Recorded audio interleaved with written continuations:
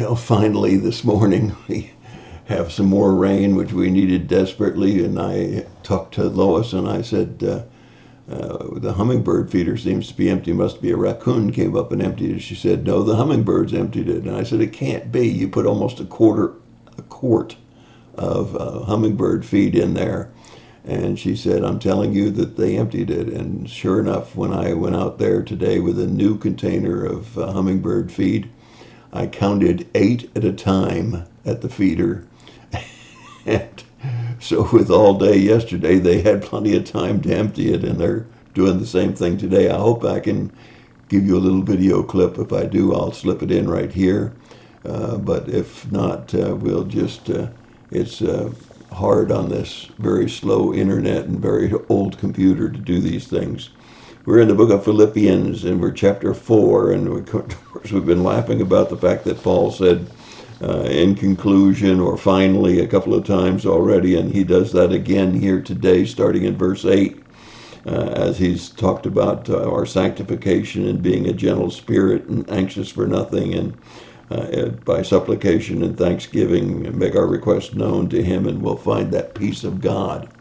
Well, he says again in verse 8, finally, and there's still 12 more verses to come, finally, brethren, whatever is true, whatever is honorable, whatever is right, whatever is pure, whatever is lovely, whatever is of good repute, if there is any excellence and if anything worthy of praise, dwell on these things. The things you have learned and received and heard and seen in me, practice these things, and the God of peace will be with you.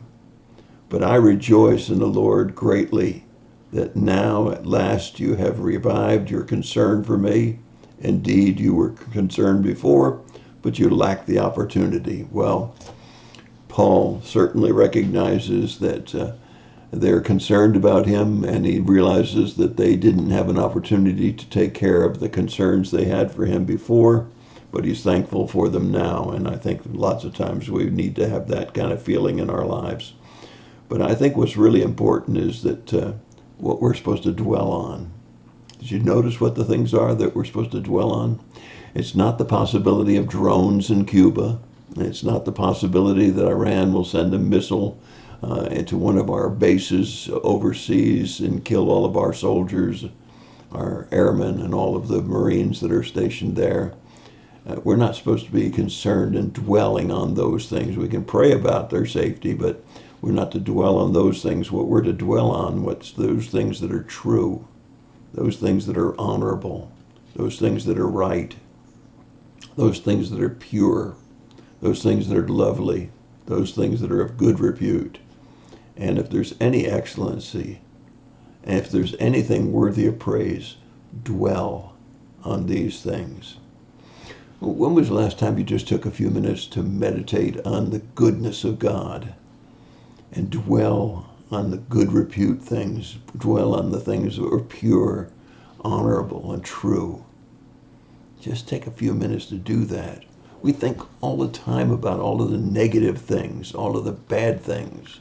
We let our minds play games with the impure thoughts that we shouldn't have. But when was the last time you deliberately dwelled on the good things, the things of God? That's what he's telling us to do here. And that's exactly what we ought to be doing every day of our lives. And that's my thought for the today. God bless you and have a great day.